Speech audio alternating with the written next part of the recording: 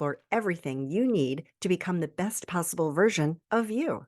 This is Sandee Sgarlata, and today I've got some exciting news for our dedicated listeners. We've just launched our exclusive members-only portal. This is your ticket to a world of additional content designed to deepen your understanding and engagement with the Happiness Solved mission. To learn more about all of the exciting benefits, stay tuned until the end of the episode where I will explain in greater detail. For those interested now, head over to happinesssolved.supercast.com. Today is another amazing conversation, so let's get started.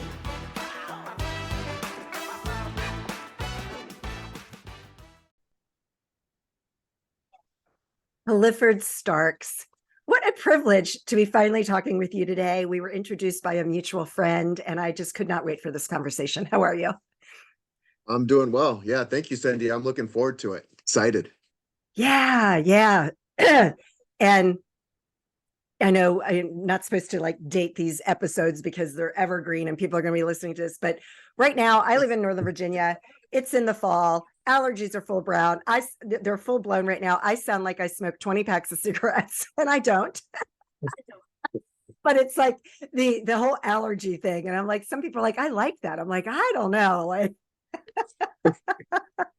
So excuse me, I've got my 2 bottles of water here. I'm prepared to hydrate so that I don't sound too bad. So you've got a very interesting background, and I love in the beginning of your bio, you say Clifford is a lover and a fighter, enjoying the ways of life. He loves being where the action is and maximizing every area of your life. So we're going to talk all about this, but before we go into what you're doing now and how you're really empowering so many people with your background and everything, can you just tell the audience a little bit about your journey and how you got to this point? Because I want to dive into the whole mentality of getting into being a UFC fighter. That's a whole nother conversation. But what led you up to that point? Yeah, absolutely. So always had a really kind heart through my journey. Just a lover of people and a lover of possibilities. And so that's always been in me, and I've grown it as I've gone through my process. You know, everyone has a unique gift, a unique ability. That happened to be mine. But I remember, so I say my whole journey started from 4, 5, and 6. When I was 4, my biological dad drove out of my life. And at 5, this one really hit me. At 5, my grandfather passed away, and it was terrifying. You know how you fight, flight, or freeze? Well, mine was freeze. I froze in that moment, knowing that one day I was going to die. It just scared the heck out of me. That's And I a didn't know big it. thing. Yeah, I mean, that's a kind of a big thing for a 5-year-old too, right? Oh, yeah. It's just because you don't understand it. It's not part of your realm of reality, and it's like ripping the Band-Aid off, but in a massive way, right? In a very massive way. And it was I felt what being frozen felt like. And I also felt what being free felt like, because I didn't know it at the time, but I was coaching myself through the process. I said, if I'm going to die, I'm going to live as much life as I can. And so that's what I focused on doing, is just, I'm going to live as much life as I can. And then when I was 6, my mom remarried to the guy that I call dad to this day. You know, he's always been there for me. And so I took that as, there's people who are supposed to be there in this world, and they're just not going to be there. They're going to drive out of your life. They're going to leave. They're going to cheat. They're going to do whatever. There's people who don't have to be there, and they can choose to. They're going to be there. They're going to support you. They're going to love you. They're going to guide you. They're going to help you. And we're all going to die. And so I kind of took that whole mass and said, let's live as much life as we can. And that's what I focused on doing. Wow. It's so interesting. We have very parallel stories because my biological father died when I was 18 months old, and my mom remarried when I was 3. But the difference is I have no memory of my biological father passing away at all. I have zero memory of him, but it was that same thing.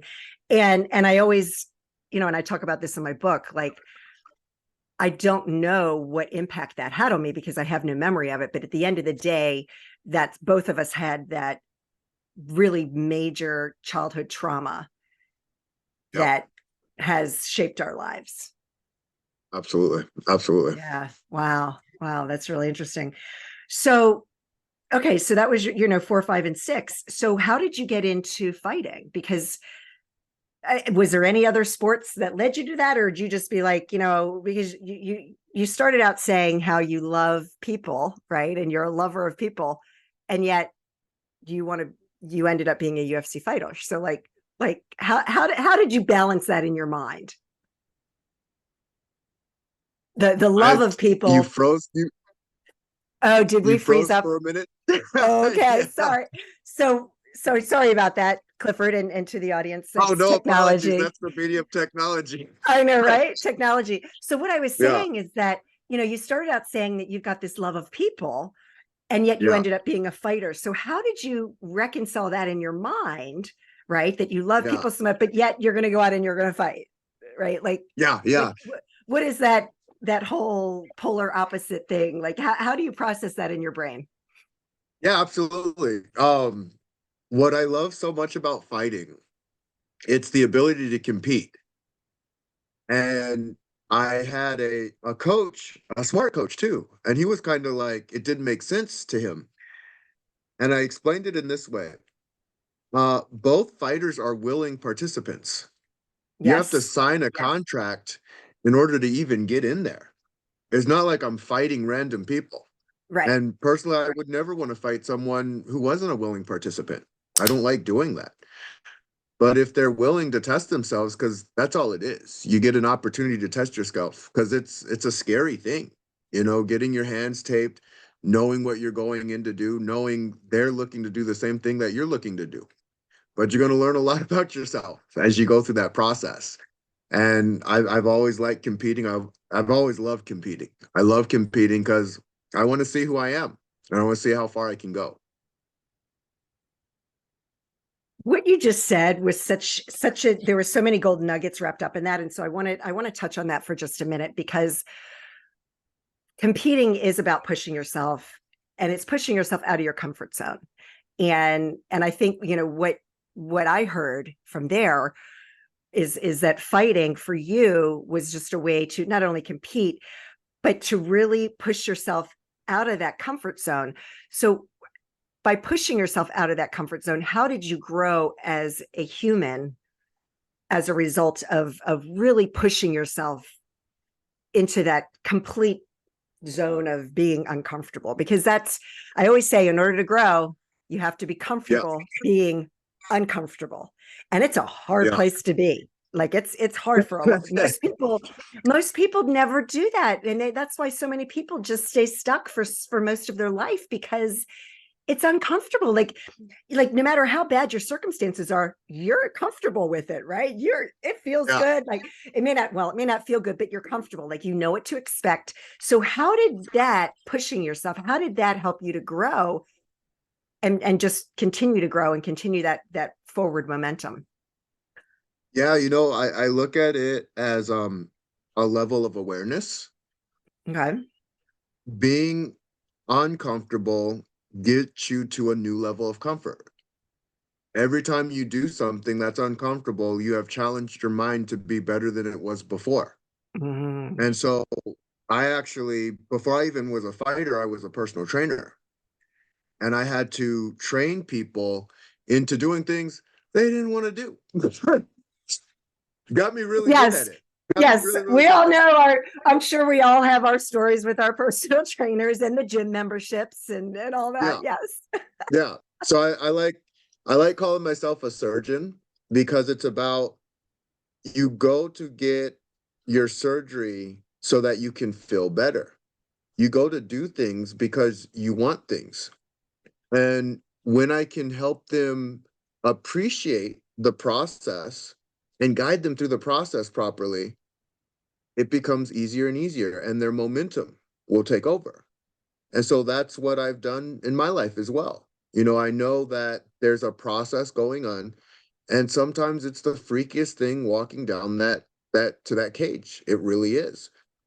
But I also know the other parts of the process, the celebration. And I mean, the celebration of life, whether I win, lose, or draw, I went out there. I stepped into the arena, and I really want others to step into their arena.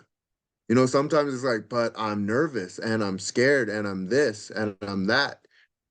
And then I just ask the question, well, what happens if you don't? And I get really deep with them because, yeah, you're going to feel things. That's for sure. That's a guarantee. But imagine what you'll feel if you never do it. That's right. Well, and the thing is, failure is a part of the road to success. I always use the analogy like baseball players, that's been the classic analogy of like, how many times does a baseball player strike out when they get up to bat, right? But they keep going. And you said something that really hit home for me, and now I'm going to forget it because we're doing this in the morning, and it takes me a few hours to like really get to be my sharpness. The thing is, so okay, wait a second. So you were just talking about, oh man, when that happens, Well, you're getting in the middle. You're getting in the I middle of the night. know. I'm like, That's what happens to me. it was so good too. Oh, okay. See, I knew that if I could just pause myself for a little bit and kind of ramble on, it would come back. Yeah. You talked about stepping into the arena and Hmm. whatever that arena is for you. So here's the question, right? Like, no matter what that arena is like, it can just be, looking at a different job opportunity. Like, the arena is whatever is in front of you that you have to be comfortable stepping into, and you have to push Yeah. yourself into that point. It's just you took it to the nth degree and chose UFC fighting. Yeah. Oh my gosh. Yes. So how long were you a UFC fighter? So I fought in the UFC for 2 years. Okay. Yeah, and I fought a total of 8 years Okay. and had a lot of experience going through that process. The funny thing, I told my coach I wanted to fight in the UFC in less than a year. And I went through that process, and he thought it was going to be impossible, which I love. Like, that just makes life fun to be like, you can't do it, because if you pull it off, it's cool for you and everyone around you. So I went through that process, and ended up getting there in 10 months. We got there in less than a year. Wow. Walking down, yeah, we're walking down, and he's like, how did we pull this off? Even he was still in shock when we got there. I love it. Yeah, it was so much fun. Oh my gosh. And I just have to pause real quick because, before we started recording, I was talking about like my journey, and I'm diving into full-time podcasting and launching a television show and all of that. And I'm having this conversation with my husband. He's like, well, and he's the, kind of an optimist, but there's always a little bit of, I call it pessimism. He likes to call it, well, I'm a realist. I'm being real. I'm like, okay. So I ran upstairs and I have this sweatshirt and I put it on and I come down and I pointed at it and I said, hey, Siri, play Glorious, one of my favorite songs by, Mm, Macklemore. And I just started dancing around, and my sweatshirt says, underestimate me. That yeah, will be fun. yeah, Right. It's like, 100%. oh, you're giving me a challenge? You think that I can't do this? Yeah, Woo-hoo. Challenge accepted. yeah, I am. And like, sometimes like we need that in life, right? yeah, Where people, they absolutely. don't always believe in you, and you're like, oh, I'm going to show you, because that's where my mind goes. Oh, you don't think I can do it? Oh, this is going to be fun. Right. Yeah, 100%. I love 100%. it. I love it. So along those 10 months, like, what was that journey like for you? Because I always like to share with the audience, because it's not easy. Like, those 10 months must have been really, really, really hard. Like, you don't just decide to be a UFC fighter and 10 months later jump in the ring. Yeah, Like, I actually just woke up and Dana White gave me the contract. He's like, "Hey, do you want to sign this thing?" I go, I do want to sign that thing." Yeah, no, it wasn't that easy at all. Definitely a we lot of all go hiccups to through get there. we go through so much just to get to that point. And I think that a lot of young athletes, especially, and even entrepreneurs, and even in today's Yeah. world, everybody wants to be an influencer, and they think that you just post one good TikTok video and you're going to, rise to the top. It's not that simple. It's not that easy. And there's always a long, hard struggle journey to get to that point. So can you just share with the audience, were there any times where you thought, oh my gosh, what am I doing? And you wanted to give up, and you just, like, what did you find within you to keep you going? So my UFC journey was kind of weird because I had other journeys before that Mhm. that really supported me to getting in the UFC as quickly as I did. But Okay. I will say this: I'm very kind and very resilient. And the beauty of these things are, even though that is my giftedness, anyone can learn how to do it. It's a practiced art. And as Okay. you practice something, you become better and better at that thing that you're practicing. So I had some resilient moments earlier on my journey that you surprise and you shock yourself. Now, what was funny for me, um, my entrepreneurial journey was actually harder than my road to the UFC because I had a lot of kinesthetic awareness when I was going through my fighter's journey. So I already had all of those pieces in place. Now, my entrepreneurial journey, the parallels, exact same. I just, you don't know what you don't know. And it can be very frustrating, almost like you're driving a car with bald tires. So yeah. So, but what was cool is I look at every obstacle as an opportunity. And I had cracked ribs, hurt my ankle, messed my nose up, had a lot of things happen. And every time I was like, what can I do? That was it. Well, what can I do?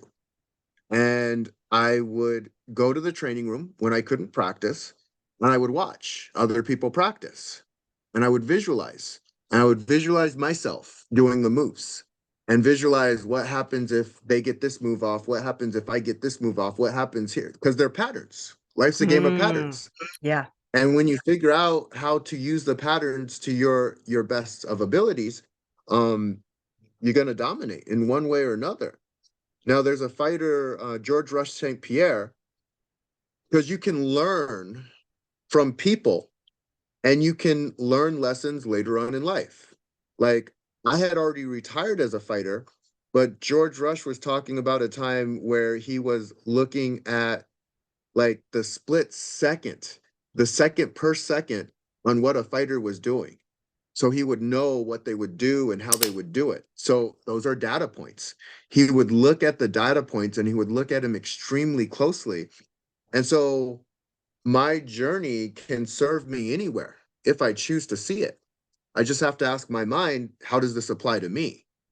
And so, and how does this apply to me? Well, it applies in business because now if I look at the data points to the second of the second or the millisecond of a millisecond, I can become better in business, learn the data points. And I really, really respected George Rush for what he did and what he accomplished and how he accomplished it. But there's a shelf life for everything that we do. And I knew I had a shelf life. I actually had a couple more years left before I got out of fighting. Um, but my son being born, there were other plans. I was like, yeah, the risk isn't worth the reward. So I'm going to back out of this and go into something else. Yeah, yeah, for sure. And the thing is that you talked about having those excuse me, those other experiences. See, I warned everybody in the beginning. 1 second. Drink a little bit of water there. Um, like for me, yeah, there was some, because I'm a retired, figure skating coach and everything. And Mhm. there, that's so funny. I just looked at my phone and I just said, Macklemore. And it popped up on my phone. Thank you, Siri. I just happen to look. I'm like, okay. Um, I know, right? But like, there was so many things like accomplishing one thing on the ice led me to the next. And then like today, like my last really biggest thing was completing the Marine Corps marathon in 2006. And it's like when you have those big things that you Nice. complete, you know what I mean? Like it's like, oh my gosh, if I can complete a marathon, I can do this. And Yeah. it's using those and leveraging those past experiences as like your wins, right? Like what are my wins, and I can do this. I can get to that next point. I love that Yeah. because it's all Well, related. big, big congratulations to that. And I'll tell you, because I want to I hope this provides the audience with an amazing insight. It's really served me on my journey. But first, I want to look at you directly and say, everybody, there's absolute greatness in you, and you can shock the world. Now, the next piece, shocking the world, is actually as simple as walking. And this is what I mean by that. Babies don't just fall over, crawl, and say, I can't do it. They continue to do it until they start walking. And I'm like, okay, well, why does that happen? And then why do people quit their dreams? And oftentimes we become what we're around and what we see. Mhm.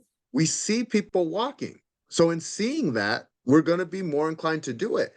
So, what I've learned is just as a fighter has to hang out with high caliber fighters to get to where they're looking to go, so does an entrepreneur. So does a person looking to create amazing relationships. So does a person looking to get their health in place. If you're around the right tribe of people, you will start becoming that thing. So there's something called accelerated learning. Just being around it, you're more inclined to be more like that. And then the other piece, it's being around it and it's hearing about it as you hear what they're doing, as you're seeing what they're doing, as you're hearing what they're doing, as you're staying, you become more and more aware of it and more competent towards doing it. And then the other part is our belief systems. So what do we believe about something? Now I went through this process because I thought sales and marketing were not the best of things. And that comes from the beginning of my journey, just seeing certain things, being around certain things. And as I understood it more and more, I realized, oh, everything's just a skill set. And you can choose to use that skill set effectively or not use the skill set effectively. Just like the ability to fight, I can use that to fight. I can use it to protect. I can use it to protect myself. I can use it to protect others. It's just a skill. And so, in looking at life like that, like, okay, what skills do I want to acquire? And how do I want to acquire them? And what results will these skills get me? Um, the world's in your court. You have everything that you need. Oh, that was so golden. And I hope you really got that because who you surround yourself with is going to make or break you. And I just know from my personal experience, and I told you how my podcast has exploded. And last month, which would have been September 2023, I had over 70,000 downloads in 1 month, which was a record. Nice. And it's Congratulations. That's awesome. Thank you. It is. It's incredible. It really is. And people don't realize when you have no audience, when you have no platform, nobody knows who I am, right? It takes a long time to Mhm. build that, right? Yeah. I'm not, Kelly Clarkson starting a podcast and I'm going to have millions of listeners just like that, right? So, people, you have to understand, but the thing is who I surround myself with has made a difference. And here's why, because when I'm looking at these other people who have gone before me and they've done what I want to do, what they've already done, you start to Mm, emulate that. And it's that energy, it's that exchange of energy that we have. Call it source, call it absolutely. energy, right? Yeah. You start to feel that and it empowers you. And that's why like who you surround yourself with is just it's a game changer. It's a game changer for Yeah. sure. 100%. Is there anything else that you want to share with the audience before we finish up today? Because this has been such an amazing conversation. And I also want you to make sure you tell everybody how they can reach you and what are some of the things that you're doing right now? Yeah. So I have created something called the training room. Okay. And the training room is basically, it's like the mental gym for entrepreneurs. Ooh. Because yeah, it was really, really frustrating for me when I first started my entrepreneurial journey. Um, I felt like I was talked at a lot instead of actually putting in the reps that was going to make me successful. And Oh, I feel interesting. like, yeah, it kind of reminds me if you were to take a personal trainer and they were to work out in front of you and you're watching the personal trainer work out, and then the personal trainer says, "All right, that's how you do it. Good luck. Go do those things." You're not going to do them right. And you're probably not even going to do most of them because it's like, I thought I was coming to the gym to work with you. Like, With you. Okay. and that's what I saw pretty consistently on the entrepreneurial journey. I've had a mixed bag. I've had some really great coaches on the journey and some really not so great coaches. Mhm. And I feel my kinesthetic ability to understand how important it is for the person to train the habit in um is where it's at. So yeah, I got the training room out. And I'm also speaking on stages. So if anyone is interested in hearing the journey of how the parallels of fighting and entrepreneurship go hand in hand, please reach out. I've actually been courageous or crazy enough. You guys get to decide on that one. To say if you text me at 602-403-6957, I'm a fighter. Um, we'll have a get together and a talk and learn more about you, your dreams, and what you're looking to create on your journey. What is that number again? Can you repeat it? It's 602-403-6957. So that's 602-403-6957. Yes. I will make sure that is in the show notes. So go ahead, Awesome. everybody, text I'm a fighter to 602-403-6957. I love that. All right. So that's how you reach Clifford. Any last minute thoughts before we finish up?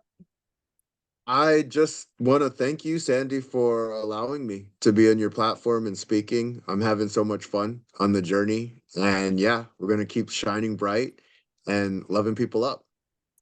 Clifford, well, thank you. It has been an honor and a privilege to have you. Everybody, thank you so much for listening today. Thank you for your support and reach out to Clifford. Text him. I'm a fighter. Love that.